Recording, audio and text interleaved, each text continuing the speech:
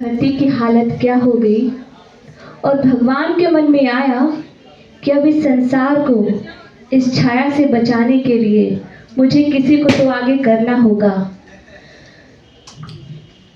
तो आज दुर्दशा ऐसी हो गई कि मन में गीत आया और भगवान कहने लगे, मेरे भारत की धरती पर छाया माया का साया है। मेरे भारत की धरती पर छाया माया का साया है। अब नया सवेरा लाने को भारत में शिव आया है। अब नया सवेरा लाने को भारत में शिव आया है।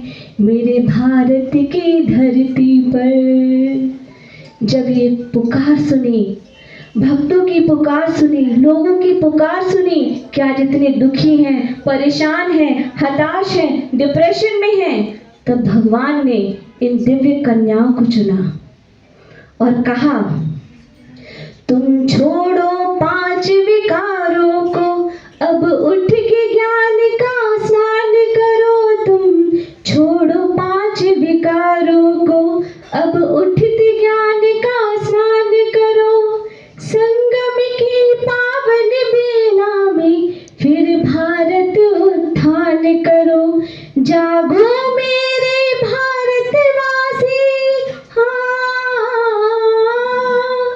जागो मेरे भारतवासी, शिव तुम्हें जगाने आया है। अब नया सवेरा लाने को भारत में शिव आया है।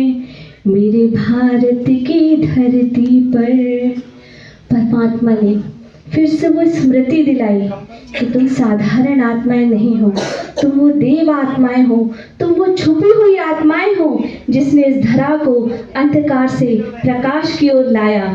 तो इन बहनों ने दृढ़ प्रतिज्ञा की कि क्यों ना हम परमात्मा का बनकर, ईश्वरीय कार्य में सहयोगी बनकर इस कलयुग को सत्युग में परिवर्तन करें। तो परमात्मा ने फिर से पुकार की और कहा, जागो हे देव पुजारी तुम्हें, अब खुद को देव बनाना है। जागो हे देव पुजारी तुम्हें, अब खुद को देव बनाना है। पावन बनकर योग लगाकर ऊंचे देव पद पाना है। दे दो उसको तन मन जिसने, दे दो उसको तन मन जिसने तुम सबको अपनाया है। अब नया सवेरा लाने को भारत में शिव आया है।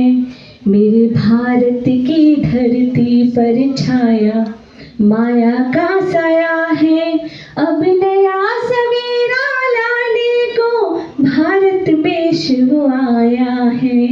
भारत में शिव आया है। भारत में शिव आया है। तो ये वही बहनें हैं जिन्होंने शिव को अपना साजन बनाकर इस दुनिया को इस कलयुगी जेल से छुड़ाकर सतयुगी संसार बनाने के लिए अपना तन मन धन समय श्वास संकल्प सब कुछ समर्पण किया। तो इन दिव्य बहनों के लिए एक बार जोरदार करताल ध्वनि से हम सभी उनका अभिवादन करेंगे, सम्मान करेंगे, स्वागत करेंगे। अब